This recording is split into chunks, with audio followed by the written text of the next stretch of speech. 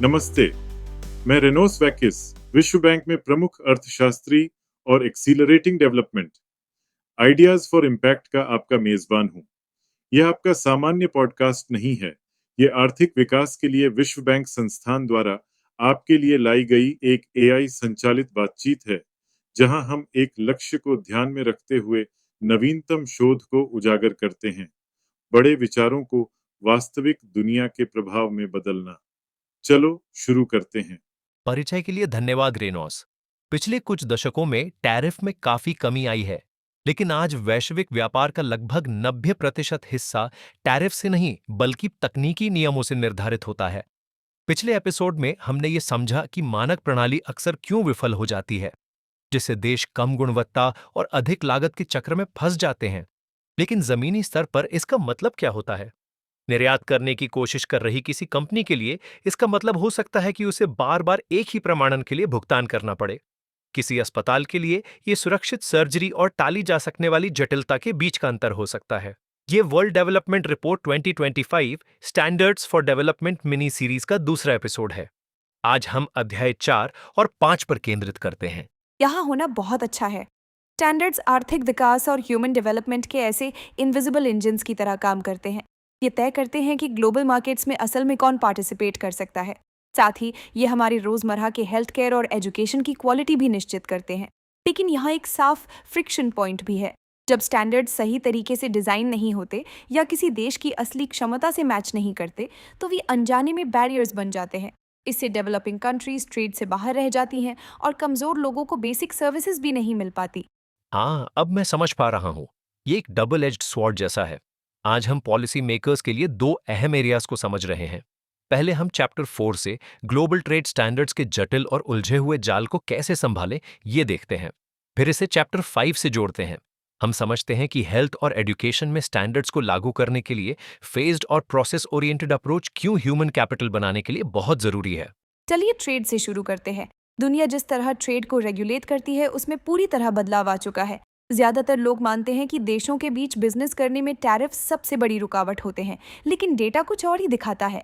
1996 से 2021 के बीच average most favoured nation tariff rates वास्तव में 44% तक कम हो गए थे। बिल्कुल। लेकिन ठीक उसी समय टेक्निकल नॉन टैरिफ मेजर्स यानी एनटीएम्स तेजी से बढ़े। इन टेक्निकल रूल्स से रेगुलेटेड ग्लोबल ट्रेड का हिस्सा लेट 1990s में 15% से भी कम था, जो बढ़कर 2020s तक 90% तक हो गया। आज एग्रीकल्चरल और फूड प्रोडक्ट्स के एक्सपोर्टर्स को फॉरेन मार्केट में प्रवेश करने के लिए औसतन 15 से भी ज्यादा अलग अलग टेक्निकल रेगुलेशंस का सामना करना पड़ता है। और यही वो ट्रिकी पार्ट है जिसका सामना पॉलिसी मेकर्स करते हैं। इन बिखरे हुए रेगुलेशंस को फॉलो करना एक बड़ा फाइनेंशियल हर्डल बन जाता है। डेवलपिंग कंट्रीज में फॉरेन टेक्निकल रेगुलेशंस के साथ सर्टिफिकेशन और कंप्लायंस की कॉस्ट हर फर्म के लिए करीब 4,25,000 यूएस डॉलर्स तक पहुंच सकती है। ये बोझ लोकल बिजनेसेस के लिए बेहद भारी है। सच में ऐसा ही है, और एक्सपोर्टर्स पर ओवरलैपिंग प्राइवेट स्टैंडर्ड्स का बोझ पड़ रहा है। उदाहरण के लिए कॉफी प्रोड्यूसर्स को ही देख लीजिए। उन्हें 4 बड़े सर्टिफिकेशन पूरे करने पड़ते हैं। इन सर्टिफिकेशंस के क्राइटेरिया में 42% से 71% तक ओवरलैप होता है। फिर भी उन्हें हर एक के लिए अलग अलग ऑडिट्स का खर्च उठाना पड़ता है। हम मैन्युफैक्चरिंग में भी यही समस्या देखते हैं। मान लीजिए पाकिस्तान का एक टेक्सटाइल मैन्युफैक्चरर है। उसने बताया कि उसे ग्लोबल बायर्स की अलग अलग सस्टेनेबिलिटी स्टैंडर्ड्स और लेबलिंग को पूरा करने के लिए हर साल करीब 5,000 यूएस डॉलर्स खर्च करने पड़ते हैं, वो भी करीब 15 अलग अलग स्टैंडर्ड्स के लिए। पॉलिसी प्लान में तो कंप्लायंस आसान बताया जाता है, लेकिन ग्राउंड पर फर्म्स को बार बार एक ही क्राइटेरिया के लिए अलग अलग ऑडिट्स के पैसे देने पड़ते हैं, जो पूरी तरह से रिडंडेंट होते हैं। ये किसी भी बिजनेस के लिए काफी थकाने वाला लगता है, लेकिन यहीं से बात इंटरेस्टिंग हो जाती है।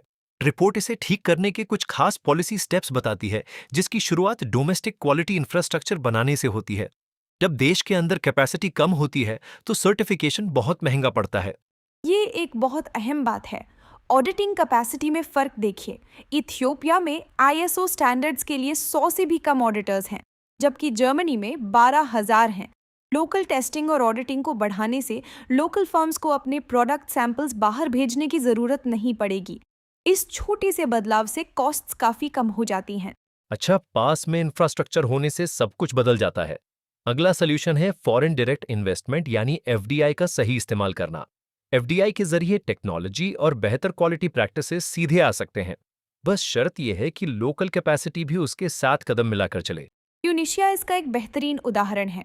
वहाँ का ऑटोमोटिव कंपोनेंट सेक्टर 90,000 से ज्यादा लोगों को रोजगार देता है। ये सेक्टर 2010 से हर साल करीब 10% की दर से बढ़ा है। फॉरेन फर्म्स ने ग्लोबल स्टैंडर्ड्स जैसे ISO 9001 और कुछ खास एनवायरमेंटल मैट्रिक्स सीधे लोकल सप्लाई चेन्स में लागू किए। इसका नतीजा ये हुआ कि स्थानीय स्तर पर तेजी से ग्रोथ देखने को मिली। और इसे जोड़कर देखें तो पॉलिसी मेकर्स को स्ट्रैटेजिक अलाइनमेंट अपनाने की सलाह दी गई है। उन्हें डोमेस्टिक रूल्स को इंटरनेशनल स्टैंडर्ड्स के साथ अलाइन करना होगा और म्यूचुअल रिकग्निशन अग्रीमेंट्स बनाने होंगे। इससे लोकल फर्म्स को बार बार टेस्टिंग से बचाया जा सकता है और रीजनल मार्केट्स के दरवाजे खुलते हैं। ये चैप्टर 4 के इकोनॉमिक पहलू को कवर करता है। अब चैप्टर 5 हमें ह्यूमन कैपिटल की तरफ ले जाता है। हेल्थ और एजुकेशन के लिए अडेप्टिव और प्रोसेस ओरिएंटेड स्टैंडर्ड्स तय करना भी उतना ही जरूरी है। रिपोर्ट फेज्ड कैपेसिटी के प्रिंसिपल की बात करती है। अगर किसी देश के रिसोर्स लेवल से बहुत ज्यादा ऊंचे स्टैंडर्ड्स तय कर दिए जाएं, तो वो उल्टा एक्सेस को ही सीमित कर सकते हैं।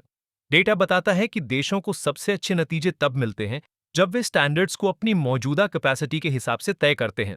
पहले वे कवरेज बढ़ाते हैं और फिर बाद में स्टैंडर्ड्स को धीरे धीरे ऊपर ले जाते हैं। और यही वो हिस्सा है जो मुझे सबसे ज्यादा पसंद है। इसका एक शानदार उदाहरण हमें चाइना के हेल्थ सेक्टर में देखने को मिलता है। 1965 से चाइना को अपनी 80% रूरल पॉपुलेशन के लिए मेडिकल प्रोफेशनल्स की भारी कमी का सामना करना पड़ा। पूरी तरह से ट्रेन डॉक्टर्स का इंतजार करने के बजाय उन्होंने पैरामेडिक्स को डिप्लॉय किया, जिन्हें बेफुट डॉक्टर्स कहा जाता था।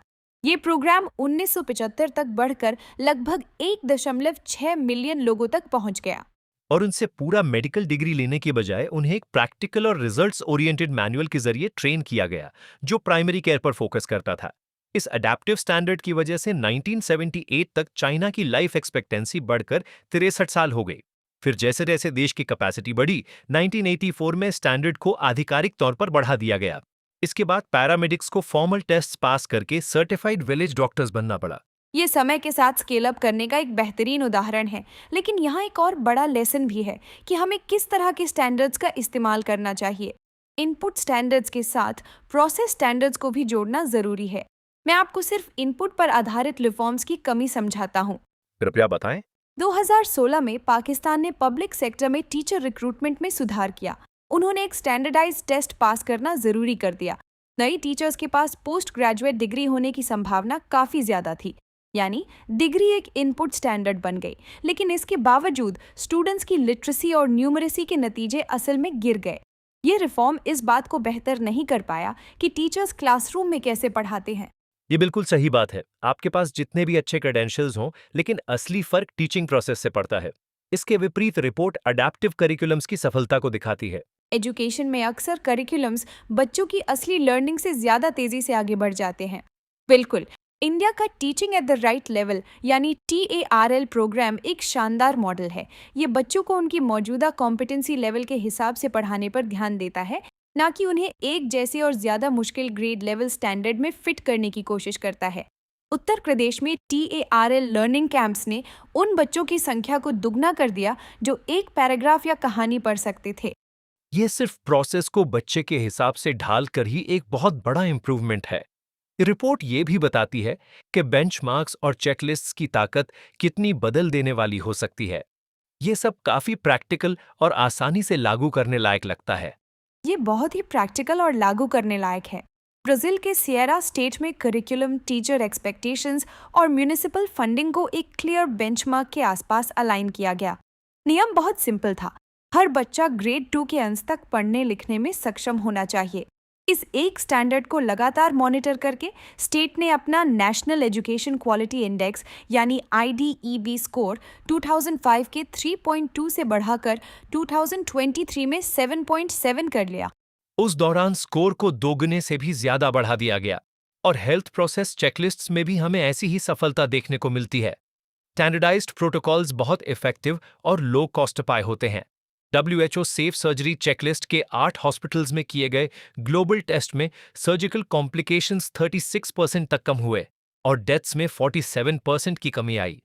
सिर्फ एक चेकलिस्ट का इस्तेमाल करके इसी तरह जब केन्या ने standardised joint health inspection checklist लागू किया, तो जिन हेल्थ फैसिलिटीज़ की इंस्पेक्शन हुई उनकी सेफ्टी कंप्लायंस स्कोर बढ़कर 41% हो गई, जबकि कंट्रोल फैसिलिटीज़ में ये 35% थी।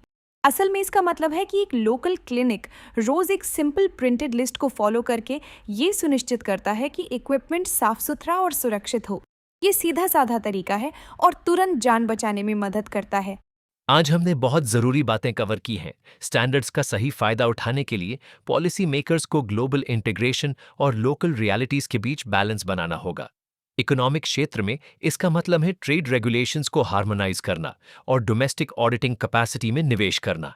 इससे स्टैंडर्ड्स ट्रेड बैरियर्स नहीं बनते हैं। आखिरकार हम रूल्स को इस तरह शेप करने की बात कर रहे हैं कि वे लोगों को ऊपर उठाएं, ना कि उन्हें पीछे रोकें। चाहे ये सुनिश्चित करना हो कि कोई लोकल बिजनेस अपने प्रोडक्ट्स को ग्लोबल मार्केट के लिए सर्टिफाई करा सके, या ये कि किसी रूरल क्लिनिक के पास जान बचाने के लिए एक प्रैक्टिकल चेकलिस्ट हो, स्टैंडर्ड्स ही बुनियाद होते हैं। डेवलपिंग नेशंस को इंटरनेशनल स्टैंडर्ड सेटिंग बॉडीज में एक्टिवली हिस्सा लेना चाहिए, ताकि ये रूल्स उनकी प्रायोरिटीज को भी दर्शाएं।